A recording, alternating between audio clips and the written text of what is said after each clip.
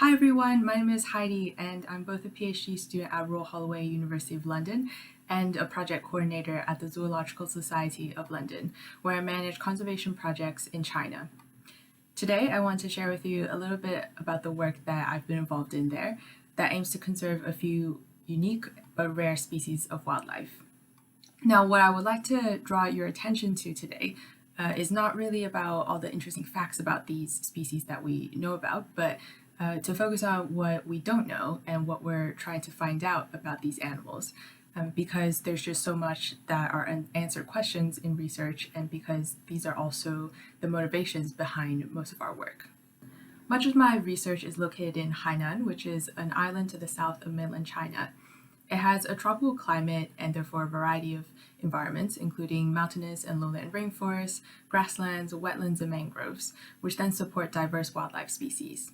At the same time, humans have been part of Hainan's ecosystems for thousands of years, and over time, many animal populations have declined or disappeared altogether due to habitat loss and overhunting.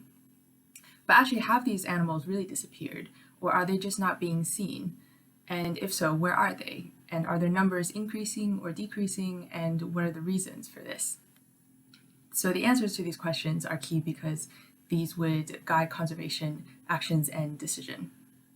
The first species I would like to talk about today is the Hainan gibbon.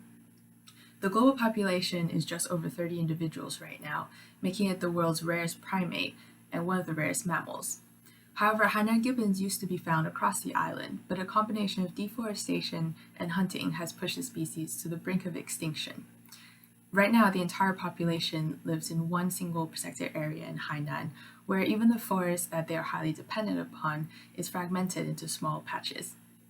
Gibbons spend their entire lives in the canopy, and they live in family groups, so the formation of new groups is key to the growth of the species' numbers.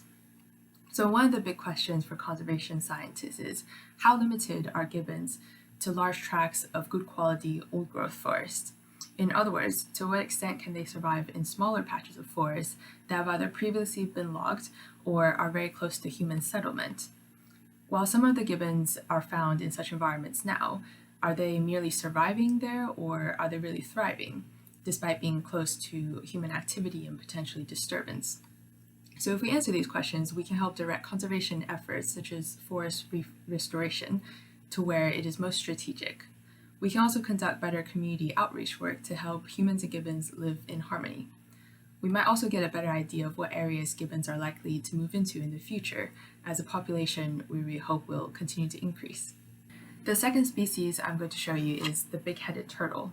From its name, you might have guessed that it has a very large head, so big that it can't be retracted into its shell. But what makes this species of conservation priority is that big-headed turtles are a very ancient and unique species, having split off from other species before the extinction of dinosaurs. Unfortunately, the big-headed turtle has been heavily hunted for food and as pets across much of its native range, which is southern China and Southeast Asia. In Hainan, our research has found that it probably used to be a commonly occurring species because many local people know it very well and widely consider it to be traded. But many people also do not think that it's an expensive species compared to other more sought-after native turtles. So what we don't know about big-headed turtles right now include where they're currently found, because without extensive searching involving researchers going deep into the forest and onto the mountains, we just don't know where wild populations might exist and how many there might be.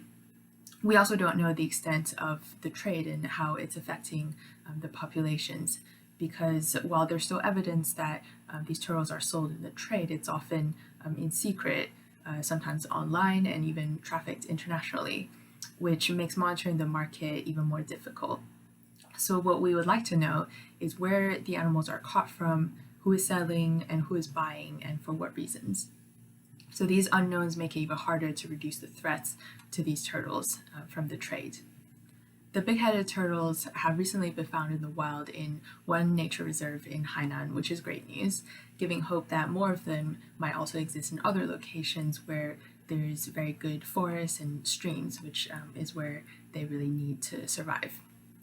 And this is another reason why we need to answer some of these questions about trade and the threats to the turtles, because conservation efforts really rely on this kind of information. The third and final species is the Hainan elds deer. They're an endangered deer species found in Hainan and Southeast Asia, and have been recorded in Hainan as far back as 10,000 years ago, when they were probably commonly found in Hainan's lowland grasslands, until the population declined dramatically in the 1970s to about only 100 left.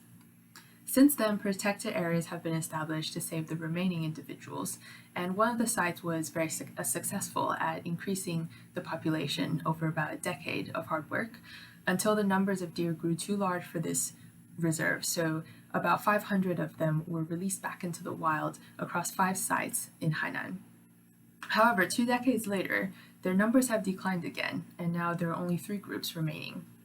An estimated total of 600 individuals still survive in the wild, but 2 of them are in protected areas, while the status of the only wild population is unknown due to the lack of research.